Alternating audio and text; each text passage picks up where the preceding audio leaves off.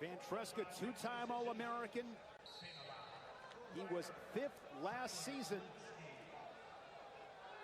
McGowan, a two-time Ivy League champ. They are 1-1 after 9 minutes. Lillidahl, and again on the shot, that lefty single. He's on the edge, he's got 35 seconds to work. Trying to pull him back in, create some real estate inside a half a minute. Yeah, Peterson doing a good job with the shin wizard, keeping him below the knee. If you're Lillidahl, you got to climb those hands above the knee, try to get that shoulder in tight.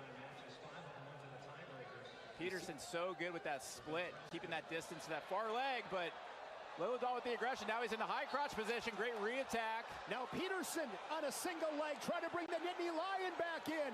This situation has changed, short time in a sudden victory. What a scrap with Lillidahl, and now Lillidahl gets behind. The officials will converse. That was close.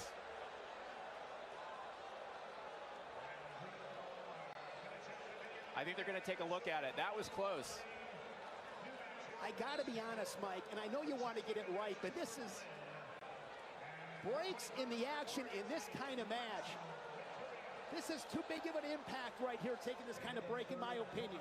Yeah, I mean, both guys are going to get an opportunity to reset, get their composure if they do head into the ride-out. But again, that was a very close sequence, and I love to see the replay angle, but we're not going to. But man, what a great end of that period. Van Treska leading it 2-1. McGowan in the top position. Couple of knee slides there from Van Treska. McGowan, solid job in the first 15 seconds. Slides in a half Nelson on the edge. Good mat awareness, keeping those toes inside the cylinder as long as he can. So McGowan's got the riding time at 17 seconds, but he trails. Yeah, there must have been some sort of maybe penalty point awarded or something, maybe a stall point. Moving back to mat 3 really quick. No takedown awarded. We're heading into the ride-outs between Lillidahl and Peterson. I'm glad it was quick.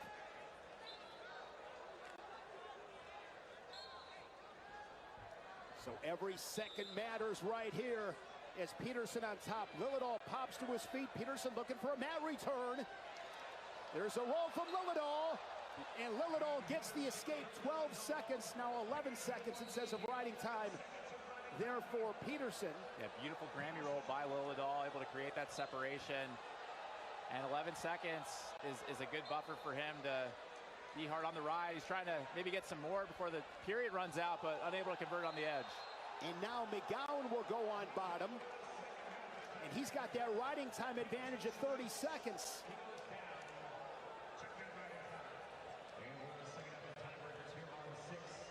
McGowan keeping himself in position for the win with that solid ride, able to keep the Hokie down for the entire 30 seconds. Now Peterson goes on bottom. Lillidahl looking to ride him for 12 seconds. And I like that, taking the caution if you're Peterson. Giving yourself a little bit more time to get your composure. You got to have a great burst of energy. You've got 10.5 seconds. Here's McGowan able to escape, and he's got the riding time advantage. It's a 2-2 match. He's got the riding time advantage at 13 seconds. And Luke Lillidahl will get the riding time advantage on mat number 3. The 1 and 2 seeds are in a battle here at 125 pounds.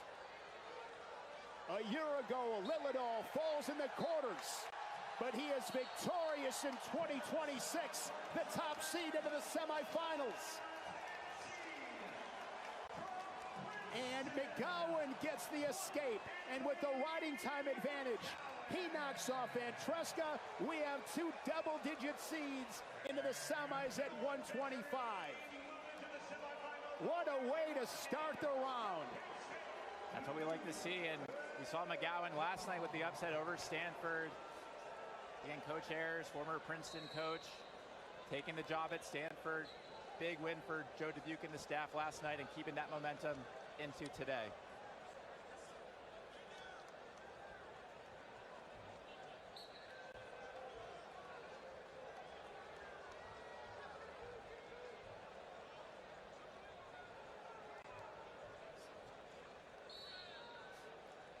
bottom left of your screen, mat 2 in the consolation bracket.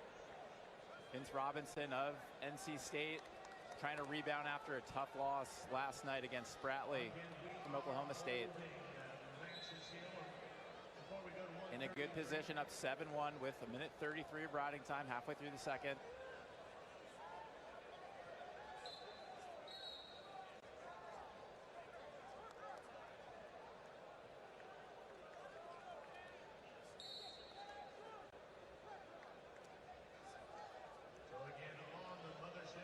And if you're Vince Robinson, obviously you won this tournament last year. You've never been in the consolation bracket. You're in there now. You've got a long road ahead of you, but if there's a guy who's battle-tested and able to streak a couple matches together, it's probably Vince Robinson. Steve-O Poulin, the current Cyclone, against the former Cyclone, Tyson Terrakina. Poulin, an All-American last year, the number 13 seed, leading at 7-2. Mats 1 and 2 on your left, and Mats 7 and 8 on your right. These are consolation matches.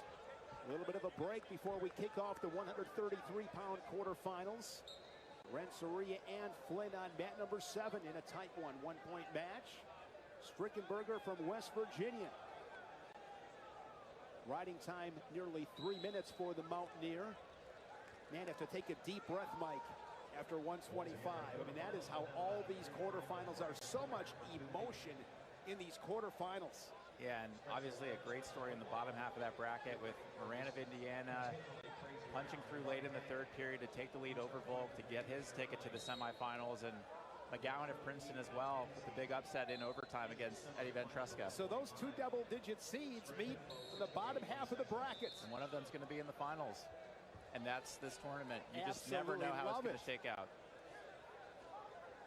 And you talk about no surprises, especially at 125. 125 has been chaos for as long as I can remember. Yeah, there's just, all these guys are so good, and there's been so many tight matches throughout the year, a lot of overtime bouts, and there's so much depth in that weight class, and obviously seeing two guys who are seated as low as Moran and McGowan being in a position to get to the finals, it just really highlights that. Steve-O Poulin rocking that mohawk here in Cleveland. Gets the W. His tournament continues.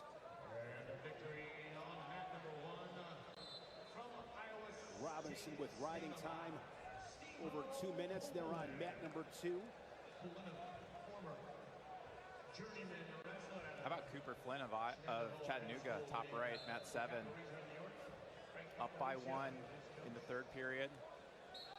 Wrestling at Chattanooga. He came to Chattanooga from Minnesota. Now wrestling for Kyle Rochelle and the Mocs. Kyle was a two-time All-American at Wisconsin for head coach Barry Davis. He was teammates with Zach Tonelli, who's now coaching at Virginia Tech. They are setting the stage for 133 pounds. Jax Forrest, the number 1 seed. Markel Baker, the 8th seed. Here on mat number 3. Marcus Blaze and Frank Ayala for the 3rd time this season on mat number 5. Blaze has won both matches, most recently 4-1 in sudden victory at the Big Tens. They had a close one in the regular season dual meet. Mat number 4 is Kyler Larkin of Arizona State and Aaron Seidel of Virginia Tech. Looking forward to that showdown. And Ben DeVino and Lucas Bird, the old veteran and the bright young star from Ohio State, set to scrap on mat number 6. Bird, the reigning national champion, 3-time All-American from Cincinnati, Ohio.